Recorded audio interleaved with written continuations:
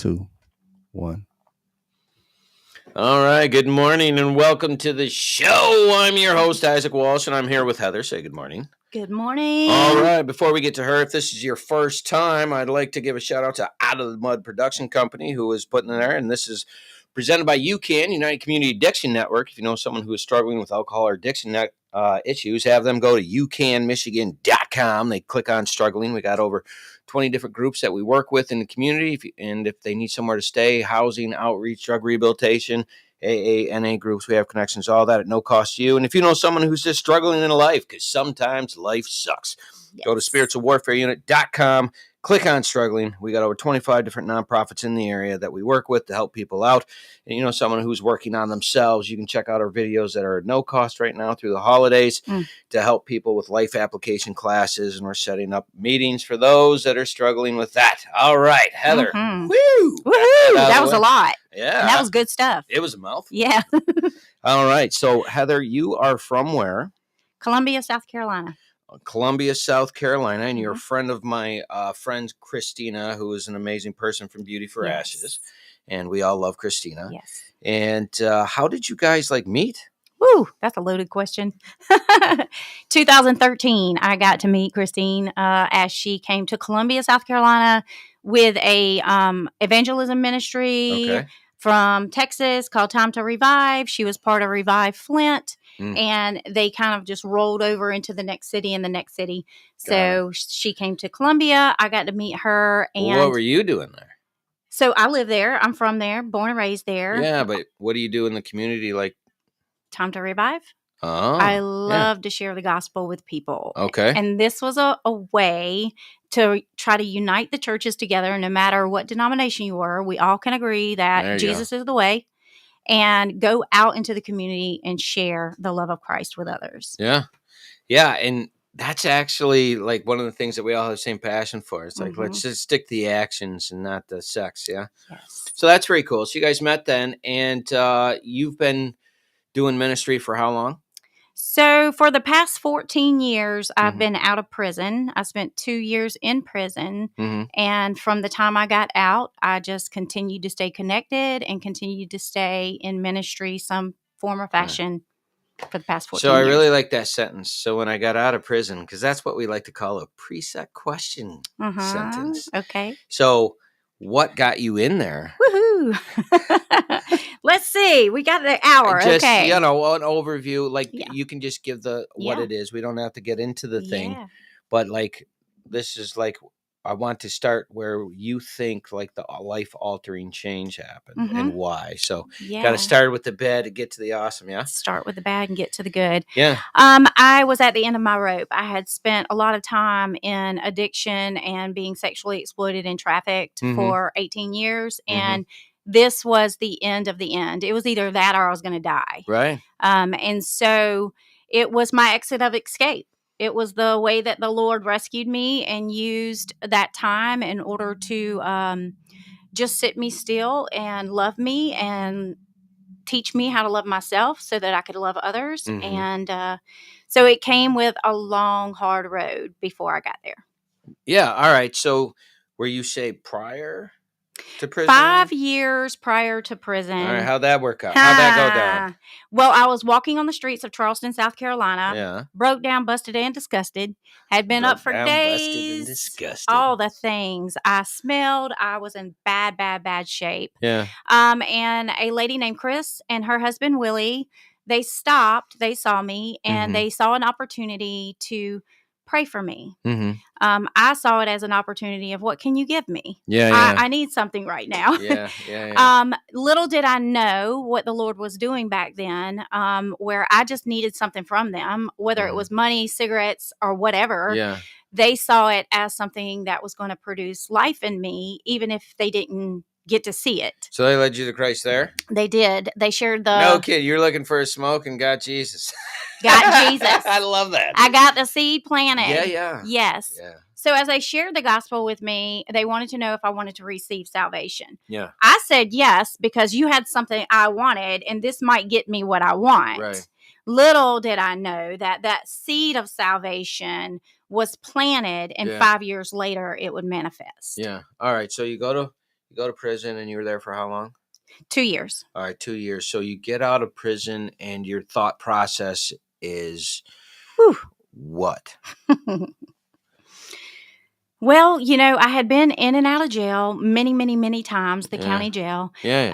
I had went to prison at one point and got a number to turn around, right? Like just went in, got my number through Arnie and got out. And so coming out, I think what it was like, it wasn't about, I need to get my kids back. I need to get a place to stay. I need to do all these things. I knew those things needed to happen, but that wasn't going to be my priority. My priority was going to be, how can I continue to grow in Christ? Really? How can I seek ye first? Because one of the main scriptures that the Lord gave me while I was in prison was, seek ye first the kingdom of God and his righteousness, and all things shall be added on to you. And I took that literally, right? So I wrote it on all my notebooks. I said it all the time, and I believed it in my heart. Yeah. And I said, well, if I do this for God, his promises is that he'll do these things. Yeah. And they'll just happen like organically. Yeah. It's not something I have to go work towards, right? And it's either true or it's not true. It's either true or not true, right? And so my family was so used to me coming and going. Do I trust this time is right? Yeah. I didn't want to verbally tell them. I wanted to show them that my life was different, right? So I didn't want to come in and rescue them. I didn't even know how to be a mom. I had not mothered them. I had not, I gave birth to them, and everybody else raised them from that point, right? Whether it was a babysitter, whether it was family members, whether it was the system. Yeah. And so I really just had to not make that my priority, but make the Lord my priority, trusting and believing that he was going to do the rest. Like, believe that was going to work?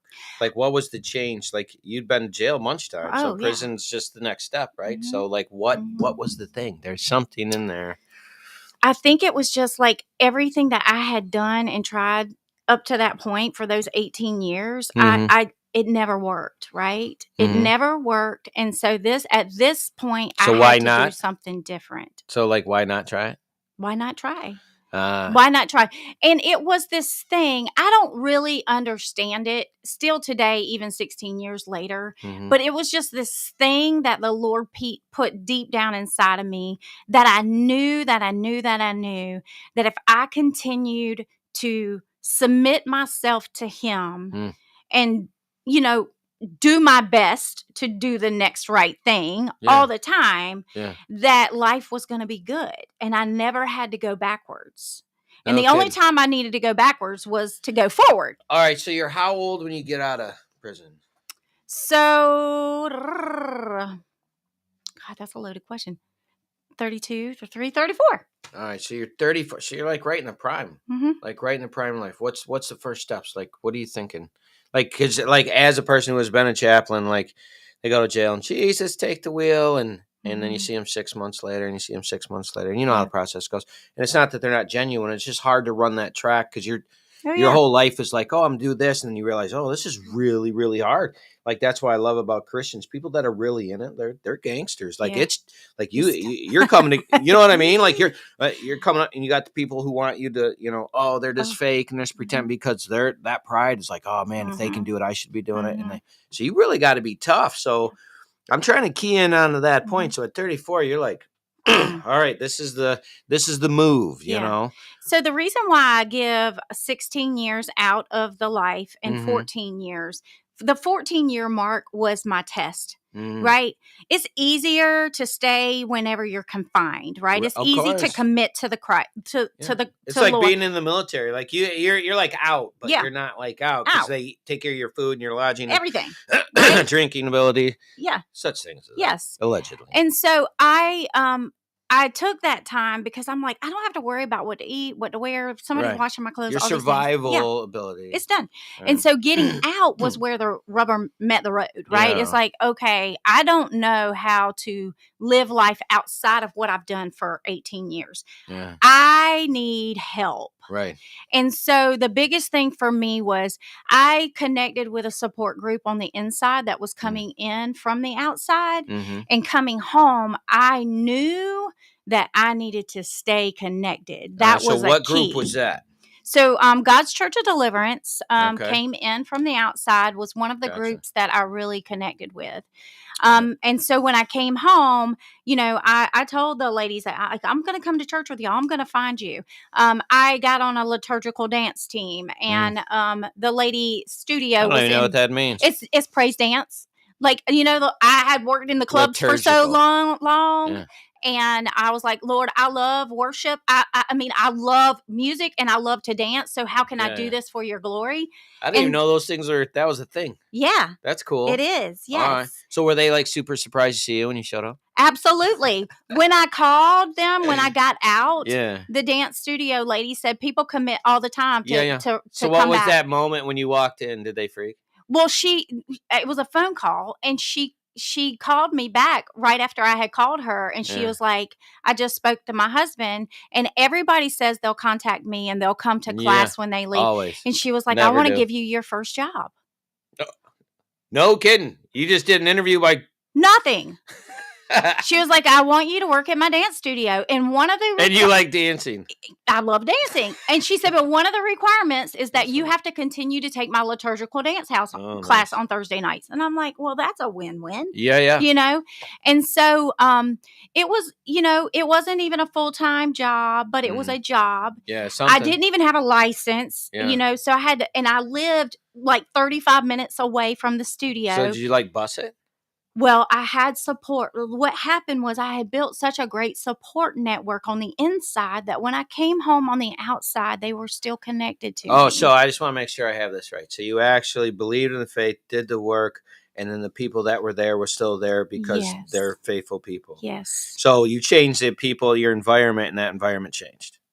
Okay. Yes. I just wanted to make sure that I'm just asking for a friend. Yeah. Anyways, and that's pretty cool because a lot of times people always want about Christians' failures, right? Mm-hmm. But they miss this part. That's why I love jail and prison ministry, because it's tough. Right? Yeah, it is tough. Yeah. It is tough. That's so cool. And I love the fact that God's Church of Deliverance and my spiritual mother, Sherry Lewis, they get to see a piece of fruit of their labor, right? Right. I am a representation of what God did through them in me. Proof that it works. Yeah, it works. Yeah. Yeah. And the actions dictate the outcome. Yeah. That's brilliant. All right. So you're huffing it. So how long did you do the bus pass stuff? Well, it really wasn't the bus pass. It was that's just right. You had your people who said, because there was no buses in my area. Where did you stay? Was it family or? So I did have to come out, and I did go back to my mom's house, which was not the best option, but it was my only option. Good for her for still staying. Yes. Yes. Yeah. It was a toxic environment, but I knew that I was going back there. There were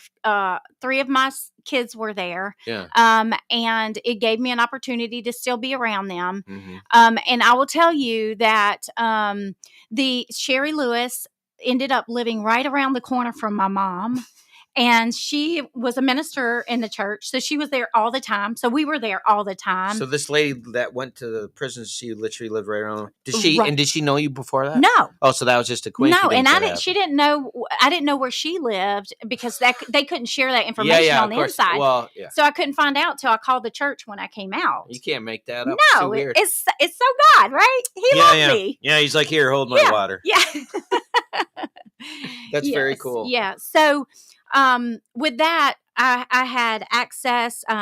Living with my mom was a very big struggle, but I had shared with Sherry that I knew I couldn't leave my mom's house until the Lord released me. Right. So what does that mean when you say that released you? That means that I had to sit and I had to stay until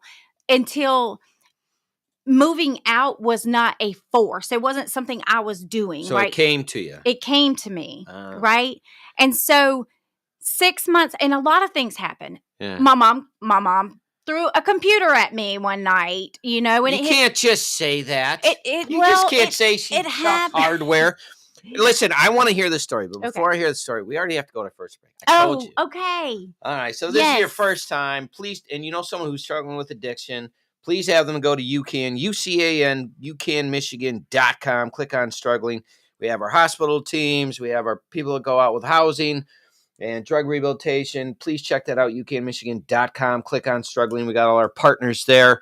And if you know someone struggling spiritually and just needs some like spiritual life coaching, have them go to spiritualwarfareunit.com.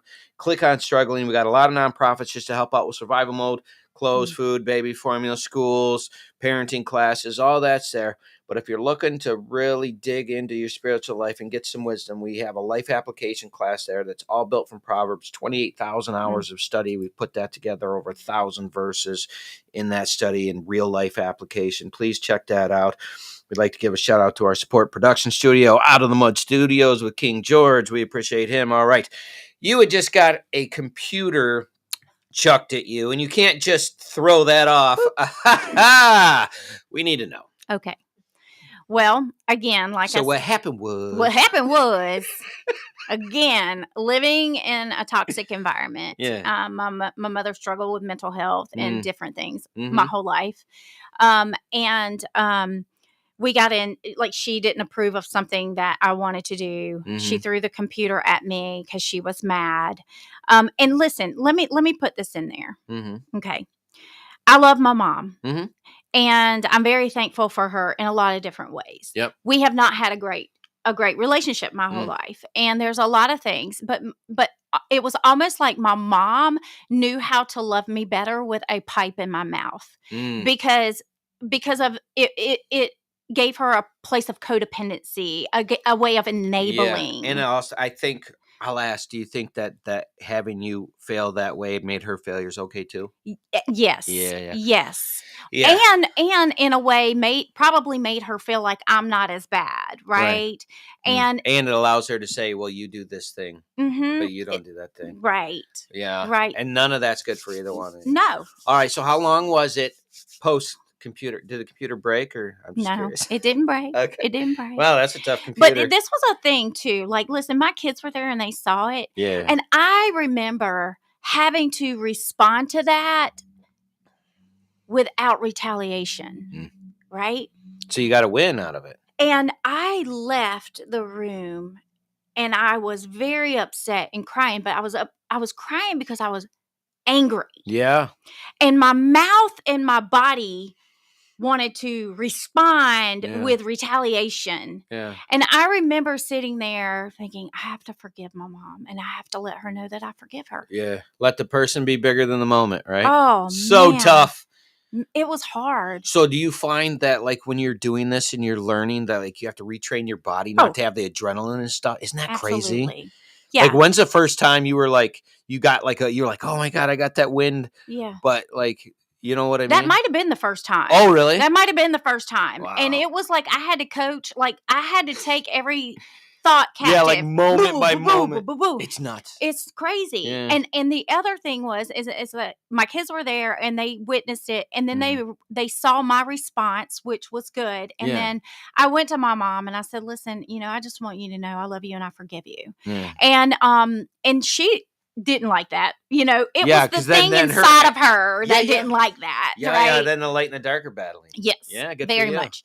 And then she wanted me out of her house. She was like, "You got to go. You got to go." And I was like, "Well, I can't leave. I can't leave. I wasn't. The Lord didn't tell me to leave yet." Right? And I love this story. It's like, how dare you handle that correctly? Right. It's like that's not what we do here. Here. That's so. She crazy. called the police on me. That makes so she much wanted sense. me out of her house, so she called the police on me. Dude, that makes so much sense because that kind of control versus non-control, it doesn't know how to compete once you battle it. That's what makes God and what he does so powerful. It gives you actual freedom from those things. That's what you're talking about, right? That's so cool. All right, so that happened. So then it was like, all right, Jesus, take the wheel, because now you're in like a time frame. Yeah. Well, when the police officer showed up, and he said, "Well, what's going on?" And my mom gave her story, and he took the opportunity to talk to me. I was like, "Listen, I just got out of prison. I'm trying to do the best that I can. I'm clean. I'm not doing the things I used to do." And his response to my mom was, "Well, if you want her out, you have to go file an eviction notice. She has mail here. I can't make her leave. And your daughter is doing well. Yeah. She's not getting high. Yeah. She's trying to do the right thing." And I remember that conversation he had with her. And I remember too, it was like the Lord was using this officer to fight for me. So like, how did that sound to you when you had an officer fighting on your behalf against your mom? Didn't that feel awesome? Yes. Because literally it was like this officer who honestly I had some really bad juju with because of my life of, the stuff I was involved in. And, but this was a reframing of something for them too, for me. Like, they can be good. They can be on my side, and so there was a lot of things that went into that. All right, so you get done with that scenario. I gotta imagine the pressure for you to get out is like cooking at this point. Right? It was, and I really wanted to leave. And I remember calling Mama Sherry, and I'm like, I gotta go. And she said, no, we're gonna pray. We're gonna pray. Yeah. Because if the Lord, you told me that you would know when the Lord released you, and you haven't shared it with me, so you can't leave, and we're gonna pray. And so it took about 4 more months later, and what happened was, somebody who we knew, who had been in connection with through the body of Christ, had a apartment for rent. Yeah. And it came available. And they asked me if I wanted to move into it. And it was perfect because it was all included. It was affordable. Yeah. And it wasn't in the greatest area, but I wasn't worried about that, right? Because I'm done with that, right? All right. So before we get to the transition here, like that practice with your mom and those battles, like I got to imagine that kind of cemented in your brain. Like, all right, Lord, if I can get it with her, I can do it. Like what with others? Like, when you get done with that, did you feel like prepared? Okay, I think I'm ready to help others because of those. No one can cut you as deep as the parents and the mom. And I understand. I have, it's very similar. And like once I got done with that, I was like, dude, I think I might be invincible, right? Because it's like no one has a sword that deep, and it's like, holy smokes, I wonder what God's doing next, right? Because it's like, oh, you're attacking me. It's like, stop it, that tickles. Yeah. Let me, I love that. Right? Let me help you because obviously you don't know how this works. I'm gonna kill you with kindness right here, right? And then they attracted to it, right? Like I know when I went through my thing, which is, I was like, oh my gosh, this feels so huge to me. So like when you were leaving, did you have like this, oh my God, I'm like, or were you scared? Like, no, mixed? I don't think I was scared. I think it happened so seamlessly. It was evident that it was the Lord doing it. It was like an outer body experience, right? Like everything happened and it was effortless, right? It's like one of those things you said God did it and they say, sure. And you're like, no, I'm telling you. I'm telling you. Yeah. But I will tell you this too. One of the biggest Bible studies I did in prison was Battlefield of the Mind, and I continue to do it. It's like I went through it and did the book study and the workbook, and then I did it again, and I did it again, and I did it again, and it was a huge like it helped me understand spiritual warfare. Right? It helped me understand that it's not what we see, and it's not the person in front of me. It's really what's in their soul. What are they carrying around? Right? That's coming out of them. Yeah. And so that was a huge help for me to understand how to hold a shield and use my sword. Yeah. So question is like, so how, when you see it, if I described what you're telling me, I just want to make sure I have this right, is that spiritual battle between people is the things they struggle and have strength with here. Do you think that's right? I think it's in their mind. It's in their heart. It's in their soul. Like what is in them is coming out of them, right? So it's if you're dealing with an unsaved person, you have to understand that. But if you're even saved people, right? Pride kills everybody, right? Yes. Yeah, and like forgiving them to produce that outcome to see that they, after they attacked you, like that's what I was picking up from when you said you were talking about your mom, is you're forgiving her when she did the wrong thing, and that must have really pricked that one way or the other. Yeah. I'm so curious to kind of see how, was there ever like a consolidation? We spend time together. I'm very intentional about trying to love my mom the best I can, but also set boundaries for myself. 100%. I respect your choice to fail. And same. It's like you choose to be outside the fence of my life, and I love that, but I'll come to the fence and hang out. Yeah. But I have a gate. And I can 100%. Open and close it. Right. But we don't let snakes inside the fence. Yeah. No. That's so great. So you moved into your apartment, and then so were you still doing the dance stuff with the church and all that? I did. Yeah. Actually, I started teaching that to children at the church. And I worked I was at a church that did a lot of community outreach in a lot of hard areas, in areas that I used to buy drugs in areas that I used to be sold for sex in, like all the things. There you go. And now I'm going back into these places, and I'm sharing the gospel and the love of Christ. Dude, and what you had to run into some old people. Oh my gosh! And they're like, "What are you doing here?" Right? Yes, dude. absolutely. What was that like? So there was this one girl who I would pick her kids up every Sunday to take to church, and I'm like, God, I know you, and she's like, yeah, I know you too, and then finally it was like, oh my God, we had the same dope dealer, nice, and she was like, oh, I cannot believe that's you, she's passed away now, but it was that moment, But I will tell you, even in 2013, when I met Christina with Time to Revive, we got these maps of different areas to go in with our teams. And I was given a map standing in front of our state house. And the map was bringing me back to an old place. And this place was some very traumatic things happened to me.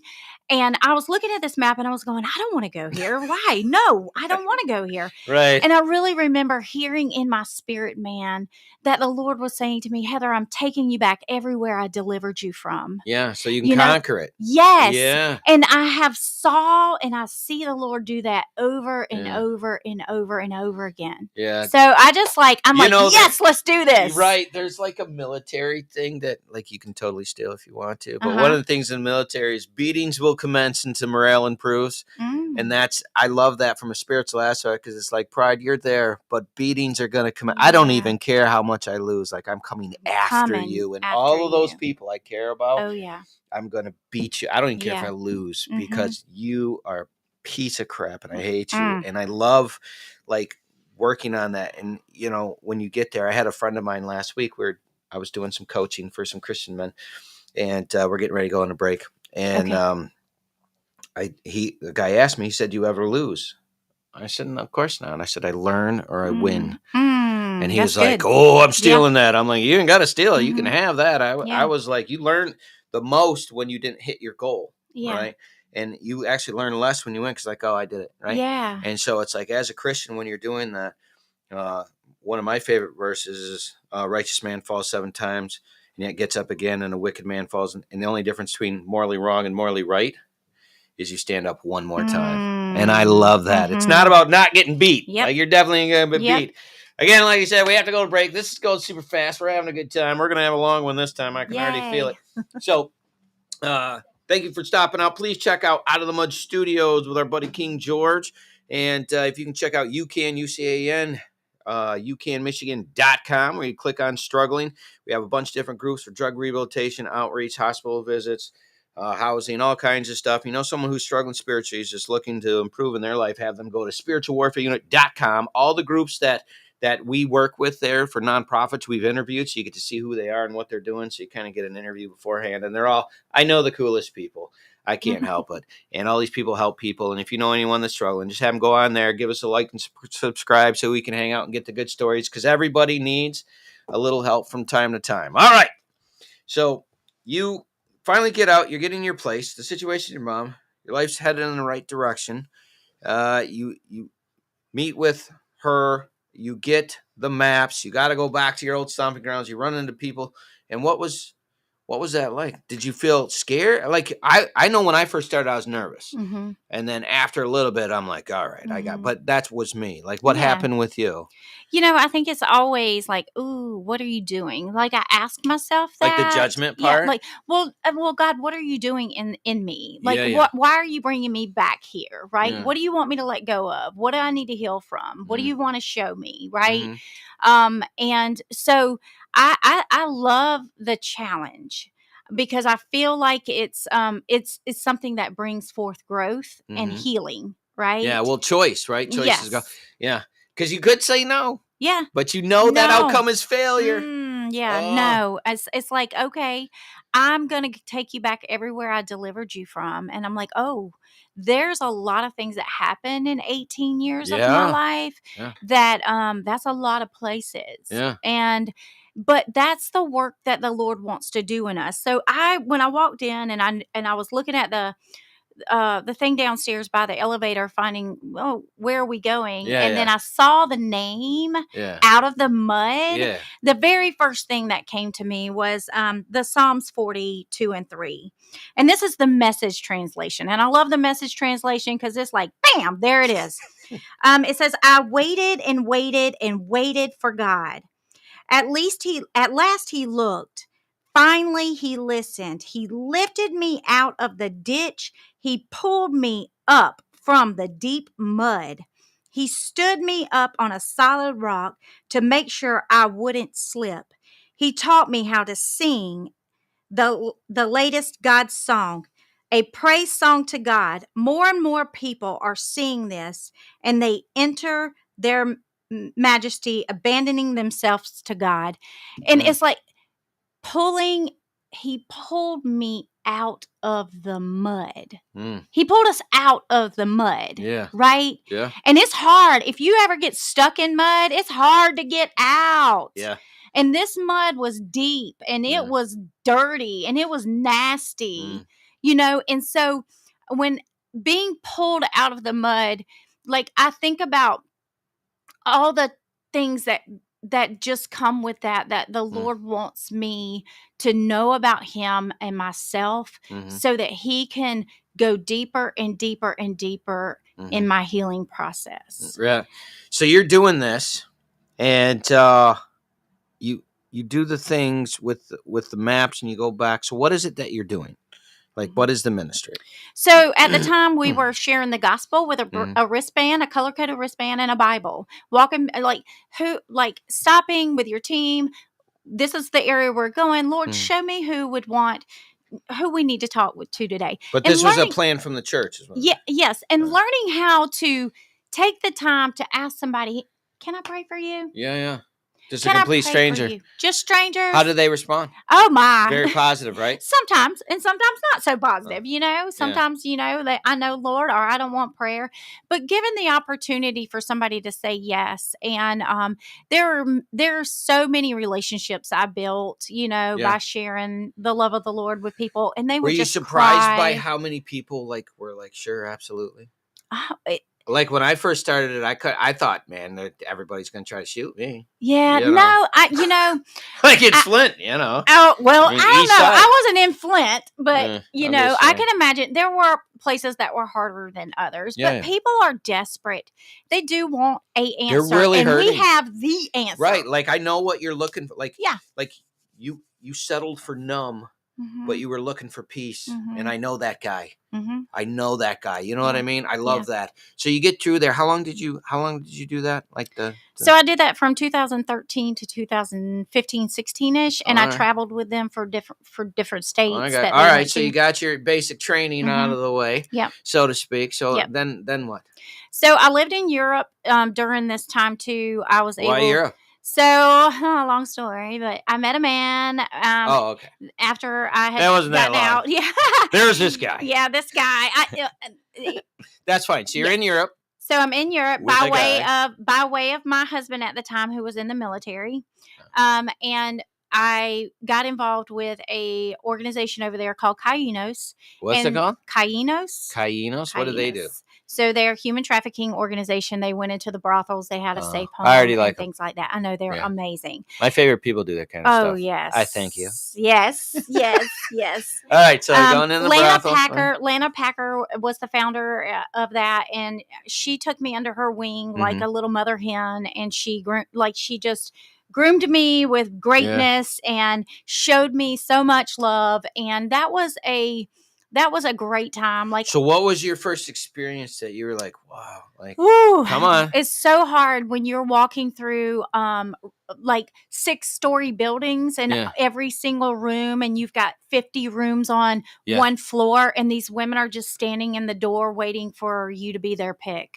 Them to be your pick, and I thought to myself, my God, and I knew that these women, there were whatever led them be there. Yeah. Like they didn't want to be there. Yeah, yeah. It was what they had to do, caught in. right? Yeah. And so it was super hard. I ended up having to take a break from that because it ended up having a really hard impact on me. Yeah, yeah. And so I did that for several months, and then I'd take a break because it just was really triggering for me because I was in the clubs, I was in the brothels, so to speak. Not in Europe, but and so I was loved well enough to have somebody tell me, it's okay for you not to do this. Yeah. But I was still connected, and I did a lot of speaking for them. Yeah. And I just grew and grew and.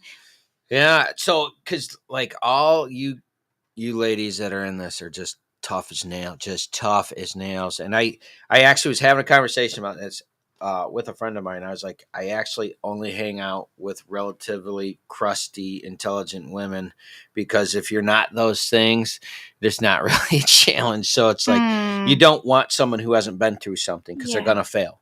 Yeah. When you're doing ministry, you actually need someone who's had some background and has come through. I find that experience to be very important. Like, what do you think of that? I'm glad you said that. It is so vitally important. But on the other hand of that, it's as equally as important to have a balance of both. And this is what I want to share about that. In 2011, 12-ish, I was working for a church. And I went on the first women's retreat. And one of the ladies who worked at the church who I knew, she came and she laid beside me and she held me on the couch. And I was like, what in the world? Like, no, whoa. It was very uncomfortable. And so when we got back from the women's retreat and I had a chance to ask her, like, why? And she said, Heather, I just love you. I love you like I would love my own child. And I was so glad that you were at the women's conference and like all of the things, right? And she said, I just wanted to love you like I would my daughter and hold you. And I thought about, I've never had that. It was weird to me. So when you say weird, I just want to get this out, is that like it's something you wanted, but it was weird to get it and it made you scared? Yeah.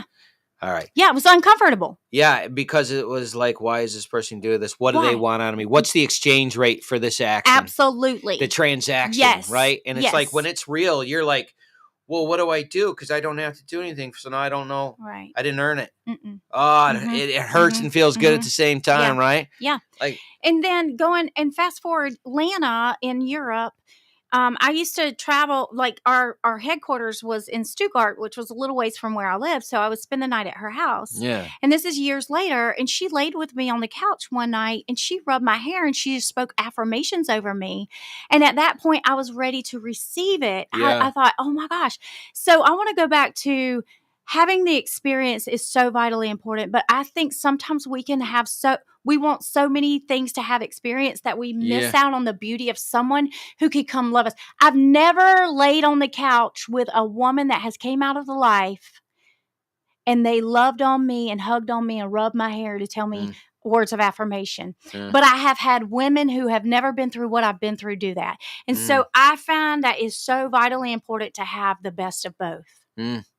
Yeah, I know when I was going through that the first time, it freaked me out. I was scared because it's like, you want it, but it's like, well, what's the cost? And then when you don't have to have one, that's actually the reason why I do everything at no cost, because I just want it to be transactional. So the person can, oh yeah, we support them.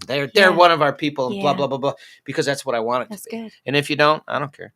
I never have. I didn't do it for any of that anyways, but it took me like, dude, it's amazing how much of our relationships, I'll ask you, I'm so curious what you think now, is like in relationships, I find that pride makes everything transactional. Well, you do what I say or what I like or what I do. And then if you don't, then I get mad and don't like you, which is transactional, where God's like, well, I'm going to give you a pass and I'm still love you, but that action is going to prove out to be a negative for you.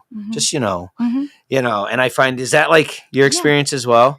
Yeah. I mean, I think it's important to understand, like, what is your heart say? Like, I can't control what the way someone else responds or acts or what their motive is, but I can control mine. Right. And then if that is, it's like, I don't like, micromanagement, right? It feels control. I was controlled for so long, and if that's the case, then I just probably need to remove myself from interactions, because this environment's not good for you. It's not good for me, right? But that doesn't mean I don't I just isolate from the person and don't want to have anything to do with them. I just understand what it's going to be before I even decide that I'm going to interact with it again. Right. Yeah, and I found that because you can't be in competition and love somebody. Because love doesn't have to win. Well, we all win. Yeah. There's no competition. Yeah. Like and if we're believers and we're on a journey and a mission for God, we're going our ultimate goal is to get to Him. So there's no competition. Right, because the outcome is still success. Yeah. It's hard conveying that, though, because the process is exact opposite. I found that to be really, especially with what you guys do. I find that extraordinary. We're already on our third break. This is going brilliantly fast. Okay, I am having a blast. Yay. So if this is your first time, please, I also want to check out Beauty for Ashes for our friends over there. Check them out. That's one of the groups that helps out in the area. But this is an Out of the Mud production studios. Our boy King George is doing the work. And if you go to UCAN Studio or UCANMichigan.com, UCAN, click on struggling. You know someone's struggling with drug rehabilitation. You can check out Spiritual Warfare Unit on YouTube and like and subscribe for us so we can get the word out for these people that are helping people. I would appreciate it. And we have a bunch of different stuff on there that, someone who's struggling spiritually or needs help, just have them click on struggling. All that stuff is at no cost or low cost to you. And we'll open up this water for you, get you a nice little crack. George's taking care of us, and I appreciate it. All right, so this ministry that you guys have going to brothels and strip clubs is just, it blows my, when I tell people this story, just so you know, is they don't believe me. Like when I tell them about Christina, and they're like, that doesn't happen. I was like, I got the number that I don't give out without her permission. But I'm just saying, it's like, I'm telling you this happened. They don't actually believe me, right? Yeah. Because it's like, well, nobody cares about those people. And then when I had Christina on, she was like, that's what the girls would say. Nobody cared about us. So you guys loving people going through that becomes just extraordinary. Because not only do they don't think they deserve it, because that's the environment that they're put into, when it happens, I got to imagine the yo-yo effect of going from that is absolutely, because you're dealing with these just messes and you can relate. Oh, yeah. Yeah. So you do the brothel stuff. You're in Europe. How long were you doing that? So for 3 years in Europe, and then I traveled with Time to Revive, going into different strip clubs. A lot of times people want to start them, right? They have a passion, they have a heart, they want to do this. And it's like, you got to be really careful because you can do more damage than good putting the wrong people, and, or the in places that they don't need to be. Everybody thinks they want to do this, right? Yeah. And so getting them to understand. I'm gonna be honest, I don't want to. Good. I don't you probably shouldn't. You guys are I would invoke my rage. I mean, having twin girls. You can stand on the outside and pray for those on the inside. But it is true. So there are so many times when it's like, why would you come in here and love me? Why would you give me this gift? What's the cost? Because you're valued. Yeah. You are valuable. I see you. And, nobody came into the strip clubs when I was there. Right. And I was underage working in the strip clubs, Outstanding. And and at the time there wasn't the internet and all the accessibility to technology. And so, but nobody was coming in when I was going. And so, but what if somebody would have? Right. That prayer box that you set up in the dressing room, those touch points, that lipstick that you bring to them, that is meaningful. So it tells somebody I see you. I don't judge you. When you're ready, here I am. Yeah, that's extraordinary. I respect all of it so much. And this is why, when she told me, I got a friend, my friend Christine's like, I got a friend. I'm like, whatever you say, we'll have. Yeah. I actually came up off vacation for this because I was actually super looking forward to this. I'm so glad. Yeah, me too. This was super. I knew it was going to be good because she doesn't not hang out with somebody that's not fires. It's just it's against her religion. I swear. If you're semi boring, she's like, meh. I've had better. But I'm just saying, like, that's just her. Yeah, and I like, know. that fire She's attracts a warrior. right. And being the same way, like, I Mhm. can't tell you.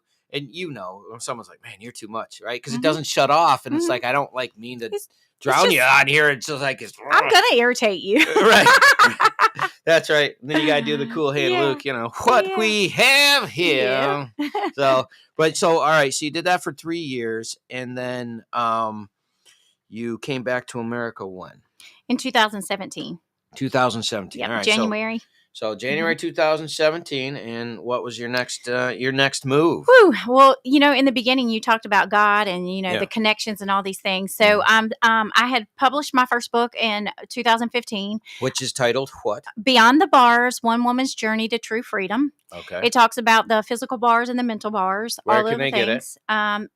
Amazon, and I'm going to ship some to Christina so she can have them at the drop-in center. Make sure we get a to the cool kid. Okay. Yeah, got it. You got it. Or from the cool kid. Yes, please. So when I came back in the country, I had a radio station. They wanted to do a podcast interview with me about my book. Well, I didn't want to talk about my book, right? I'm like, just go buy it, right? I'm going to write a book and then I'm not going to promote it. Genius. What God is yes. I love that you're like, duh. Yeah, gotta do it. Yeah. So, I was invited to a women's conference in January, and I had this necklace that the ladies in the brothels with a bird on the outside of a bird cage. And so I had that on at the women's conference, and the lady said, say it again. It was a bird outside of a bird cage? Okay. Yep, outside of a bird cage. Right. And Lana gave me that as a representation that I'm not in a cage. Right. I'm free. Yeah. And we used to give that to the ladies when they would secretly meet us on the outside of the brothels as a symbol, like, you are free. Yeah. You may be in this cage right now. Yeah. But see yourself as free. Yeah. And so the lady sitting behind me saw it, and she asked me about it. And I'm like, oh, let me tell you about this necklace. So I told her about Kainos, and she said, you've got to meet the woman I'm here with. And it ended up being the founder of Lighthouse for Life. And I was wondering, like, what am I going to get involved with when I get back home? So what was that interview like? Like, you meet... It was great. So it was like, I wanted to let people know what was taking place in Colombia with Lighthouse for Life. Like, this is a human trafficking organization that brings awareness and education to anybody. Yeah. They're opening up a safe home, and you need to get involved, right? Yeah. And so I ended up staying in that focus on the podcast. I did have to talk about my book, but I wanted people to know this is where you can get involved. Yeah. And so I ended up volunteering for them for 2 years as I worked with a homeless ministry with women and children. Yeah. And so I worked alongside of the CEO at the time. She did education and awareness, and I told my story. Okay. And then in 2019, they came to me, like, we were doing sting operations with the police department, and there were things going on, but they didn't have a survivor support department. But they were helping me without even having a survivor program. No, I got it. Yeah. And so in 2019, I was asked if I wanted to start a survivor support department for them. Well, in 2011, I had a vision. I wanted to start a women's home. I went to my pastor at God's Church of Deliverance, and I was like, we need to buy this house next door. These women need a place to go. And you know what he told me? It was such a man of wisdom. Yeah. He said, yes, but not now. And he told me, Heather, this is what I want you to do. I want you to write down everything you want this to be. Yeah. And continue to write in it. Yeah. But you got to get some tough nails, some skint up knees. Yep. I didn't realize how messy ministry was going to be. Right? Yeah. And Christians. Oh, yeah. Okay. Yeah. And so so what happened is I wrote in my journals, and I like all of the things, right? What would I have wanted if it was available in my time out there, right? Yeah.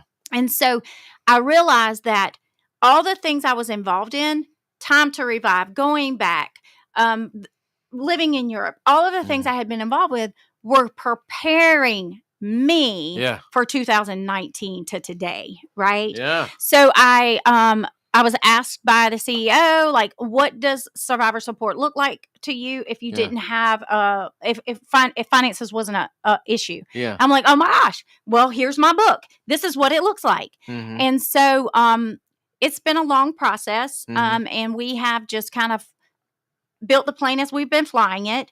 And 3 years ago, we hired Whitney. And Whitney, I met on Time to Revive. Yeah. Also, back in 2013. Yeah.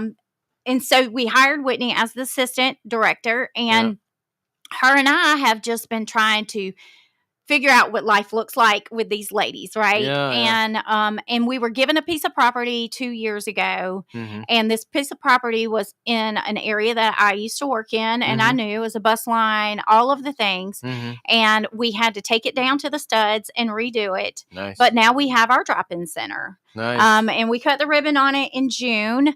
Christina was very helpful in trying early on, like getting policy procedures.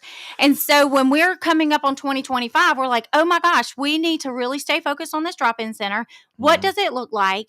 And so the best thing to do was come and see one that's in operation and get to spend time with her. I know, right?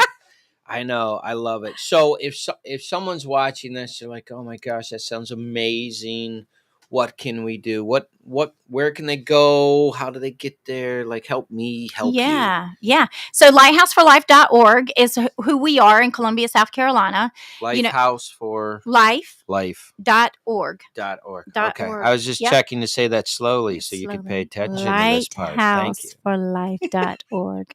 Yeah, I think we got it. Our 3 times we're in. Outstanding. Very good.